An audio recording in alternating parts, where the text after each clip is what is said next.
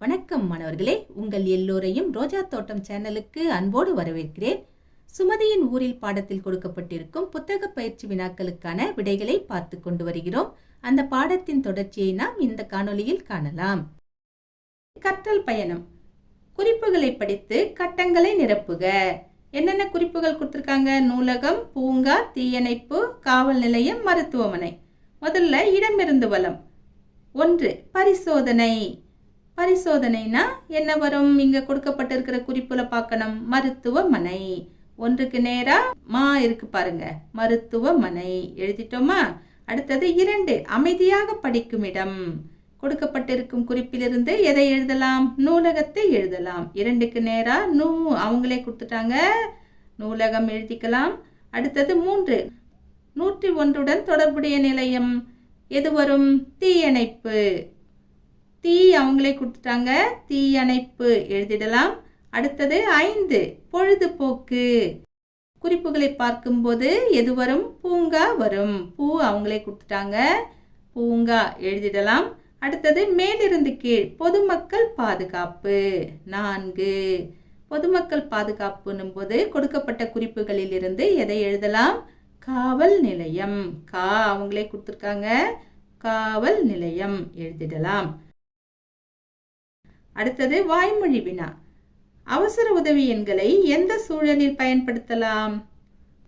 நமக்கு உதவி தேவைப்படும் சூழலில் தான் பயன்படுத்த வேண்டும் இல்லையா? அவசர உதவி எண்களை நமக்கு உதவி தேவைப்படும் நேரங்களில் பயன்படுத்தலாம்.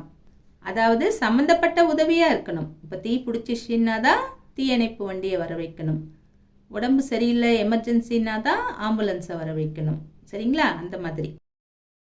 அடுத்தது செயல் திட்டம் ஒன்று கொடுத்துருக்காங்க. காவல்துறை உங்கள் நண்பன் என்னும் தலைப்பில் சிறு பாடல் எழுதி வகுப்பறை கலைக்கூடத்தில் காட்சிப்படுத்தவும். ஒரு சின்ன பாடல், ரொம்ப நல்லா இருக்கும்னு சொல்ல முடியாது. முயற்சி செய்யலாமா மாணவர்களே? காவல் காக்கும் காவலர், நம்மை காக்கும் காவலர், மக்கள் கூடும் இடங்களில் மக்களுக்காக நின்றிடுவார், என்றும் நம்மை காத்திடுவார், காவலர் எங்கள் நண்பர்தான். இன்னொரு தடவை படிக்கலாமா?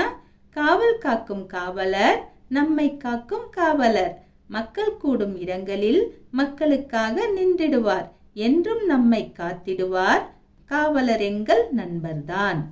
நீங்களும் இதை விட நல்ல பாடல் எழுதுங்க. சரிங்களா? அடுத்து பாருங்க, நானே செய்வேன். ஒரு வரைபடம் கொடுத்துருக்காங்க. வரைபடத்தை உற்று நோக்கி வினாக்களுக்கு விடையளிக்க. இந்த வரைபடத்தை நீங்க முதல்ல நல்லா பார்த்துக்கணும். அதுக்கப்புறம் கீழே கொடுக்கப்பட்டிருக்கிற வினாக்களுக்கு பதில் சொல்லணும். வரைபடத்தில் சலீம் வீட்டை கண்டுபிடித்து வட்டமிடுக. ரொம்ப எளிதுதான். சலீம் வீடுன்னு எங்க எழுதிருக்கு பாருங்க, ஏதோ எழுதப்பட்டிருக்கு, வட்டம் போட்டுடலாம். அடுத்தது, மேரியின் அம்மா வங்கிக்கு செல்கிறார் எனில் எந்தெந்த கட்டிடங்களை கடந்து செல்ல வேண்டும்? மேரியின் வீடு இங்க இருக்கா, வங்கி பேங்க் இங்க இருக்கு. இப்போ அவங்க வீட்டிலிருந்து பேங்க்குக்கு வரணும்னா எதையெல்லாம் தாண்டி வரணும்? ரவியின் வீட்டை தாண்டி வர வேண்டும், அஞ்சல் நிலையத்தை தாண்டி வர வேண்டும்.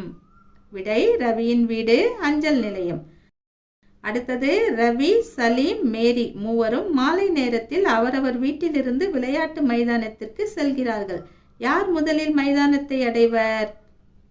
விளையாட்டு மைதானத்திற்கு பக்கத்திலேயே யார் வீடு இருக்கோ அவங்க தான் விளையாட்டு மைதானத்திற்கு உடனே வருவாங்க இல்லையா? அப்படி பார்க்கும்போது ரவி தான் உடனே வருவார். ஏன்னா அவர் வீடு தான் ரொம்ப பக்கத்தில் இருக்கு. அடுத்தது, சலீமின் வீடு பள்ளிக்கு தொலைவில் உள்ளது. சரியா தவறா? சலீம் வீடு இங்க இருக்கு, பள்ளி பக்கத்திலேயே இருக்கு, தொலைவிலையா இருக்கு? இல்லை. அப்போ கொடுக்கப்பட்ட கூற்று தவறு இல்லையா? தவறுன்னு எழுதிக்கலாம். அடுத்தது, ரயில் நிலையத்திற்கு அருகில் யாருடைய வீடு உள்ளது? மேரியின் வீடு உள்ளது. அடுத்தது, சலீமின் மாமா பேருந்து நிலையத்தில் இறங்குகிறார். வெளியே வந்தவுடன் அவர் முதலில் பார்க்கும் கட்டிடம் எது? பஸ் ஸ்டாண்டுக்கு இறங்கின உடனே அவர் எதை பார்க்கிறாரு? முதல்ல காவல் நிலையத்தை பார்ப்பார். விடை காவல் நிலையம். அடுத்தது, வாய்மொழி வினா. நூலகம் நமக்கு எவ்வாறு பயன்படுகிறது? லைப்ரரி நமக்கு எப்படி உதவுது?